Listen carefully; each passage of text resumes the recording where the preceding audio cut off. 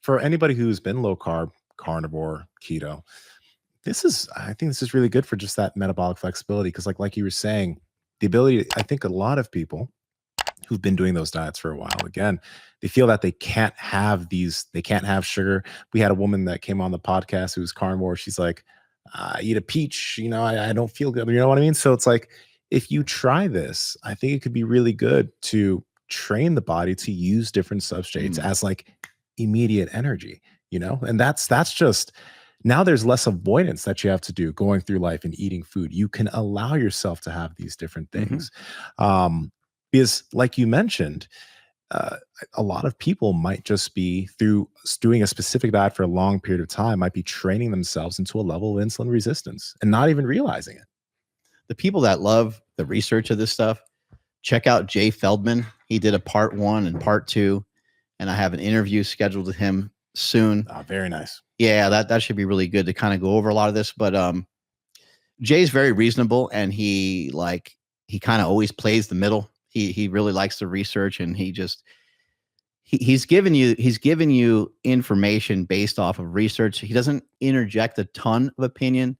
Usually at the end of every video is where he'll give you a little bit more of his opinion. But I really like his take on a lot of these things. And he's not trying to say that the sugar diet's bad. And he's also not trying to say that it's good. But what he is saying is that, like, hey, here are the potential pitfalls of this diet. Yeah. I think all diets have potential pitfalls and things that you should look out for. Even a well-balanced diet, if you start taking the calories down, you're trying to lose weight, like being in low calorie state for a long time isn't a great idea. And it's just good to know like the research, but he does talk a lot about like insulin resistance and the role of like protein. Like this is stuff like I was not really aware of.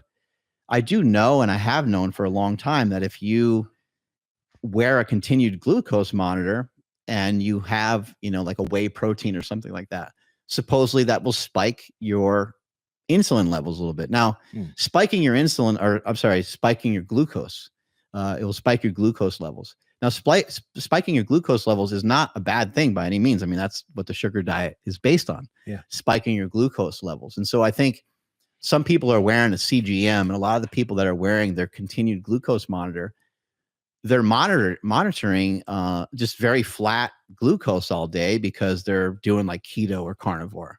And they're intentionally trying to avoid these spikes. But as I'm pointing out, the spikes can still happen when you have something that's a little bit more on the protein side. And it appears that protein and fat together, especially saturated fat, it appears for some people that it can cause insulin resistance. So I wish, like, that's something I didn't know years ago. And I don't know how insulin resistant I have gotten, or if I had experienced any of that at all. But I do. With the amount of sugar and carbs you're eating right now, I would doubt you're insulin resistant at all. No. I mean, well, so what I was going to say is when I was doing carnivore diet and stuff like that, I don't think I experienced a lot of that. But I do know that my blood sugar a lot of times was like 80, 90, in that range. And I don't think that's like anything I don't think that's like a real health danger of any kind. That'd be my fasted in the morning. But in talking with some people that were, helping with diet and checking my blood work and stuff like that, Dan Garner, he was saying, like, let's work on it. He's like, if we can get you more insulin sensitive, he's like, you'll just be more of a beast. Like, you'll be better off. And this is a while back, like 2 years ago.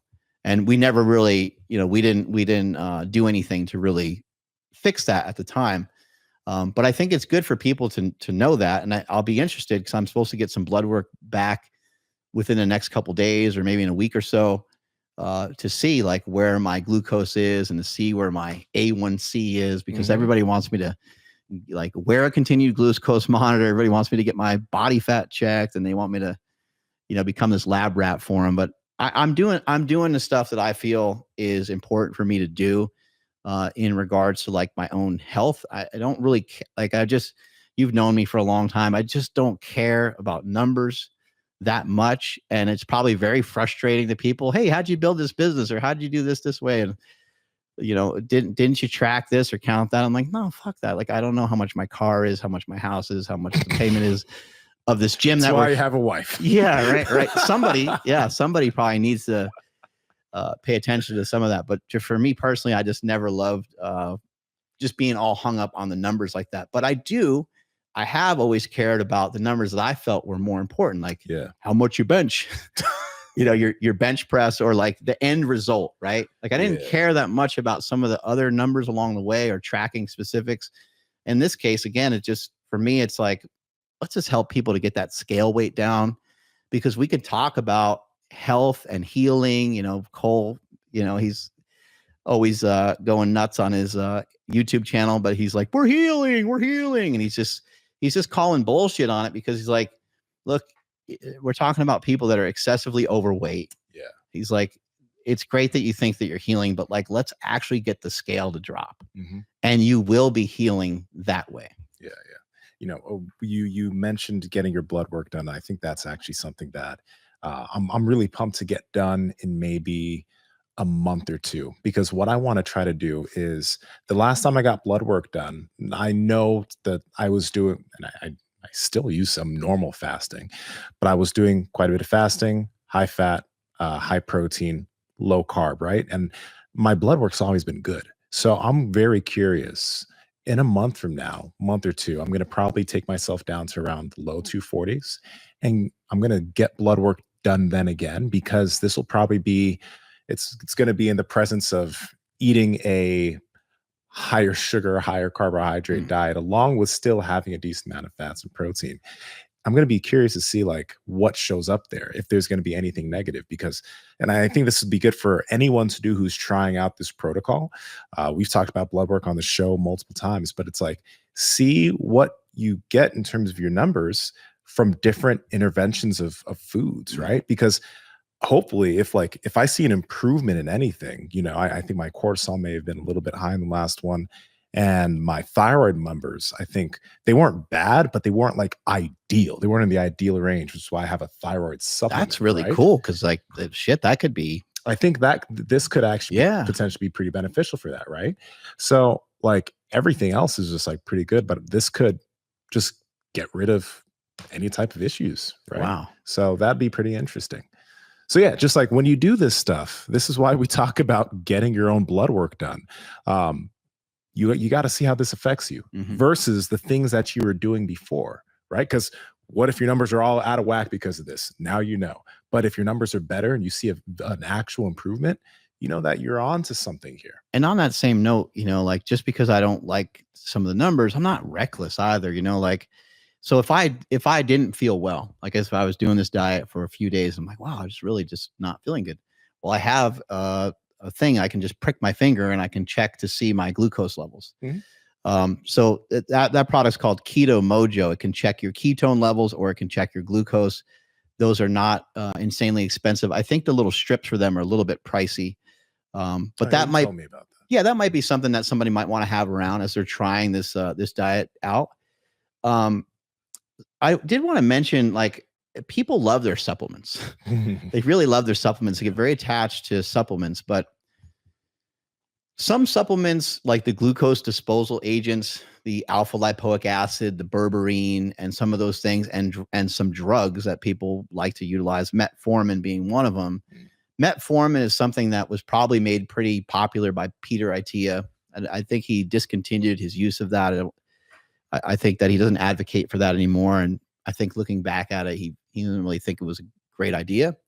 I just want to encourage people to just take a break from most of your supplements, especially with some of the ones that are maybe like more geared towards you having this belief that it's going to help you to lose weight. Because one person I was helping, and as soon as something like this happens, I just want to back way off, because I'm like, I don't want to see anyone get hurt, and I'm not a physician. I'm just not. That's not my qualification. And they're like, my blood sugar is at 20. I'm like, what? Your blood sugar is at what's going on here? And then they later told me, oh yeah, I'm using metformin. And so I don't know shit about metformin or exactly what it does, but it's supposed to help you clear blood glucose. Yeah, maybe we can look it up. supposed to help you clear blood glucose a little faster. I don't know through what pathway and so forth, but anyway, they got rid of the metformin and they were fine. Okay. So like just give everything a little, just pump the brakes on stuff. If you're somebody that is utilizing a GLP-1 or something like that, and you have something prescribed from a doctor, and you have good rapport with a physician, or you're working with somebody at Merrick Health or something like that, talk to them about the diet that you're going to utilize, and communicate with them. Say, hey, is this safe? Is this okay for me to do? But I would say, like most prescribed medications probably should be fine while you're doing this diet. I just think that maybe stuff with blood sugar, though, you might need to be a little more cautious with, because people are asking me questions about, should I stop my insulin? Like, no, no, don't stop your insulin. And the way that I would proceed forward, if you did have some sort of issues with insulin, is I would proceed forward like you normally would. Because people that are diabetic, it's not like forever and ever they eat super healthy. They still might choose to make a dietary choice, but then take more insulin in accordance to what they ate, which I don't know shit about, because I'm not diabetic. So I don't know how much insulin you take per gram of carbohydrate. But I would just think, hey, do what you normally do. But if you're going to try this, like, do this very slowly and very carefully and very safely. And how do you normally feel? What do you normally do? Probably stick to that plan. And then maybe over time you can consider, or again, talk to your doctor about, like, hey, I feel a lot better. I don't know how much of this medication I need anymore. What do you think the next move should be?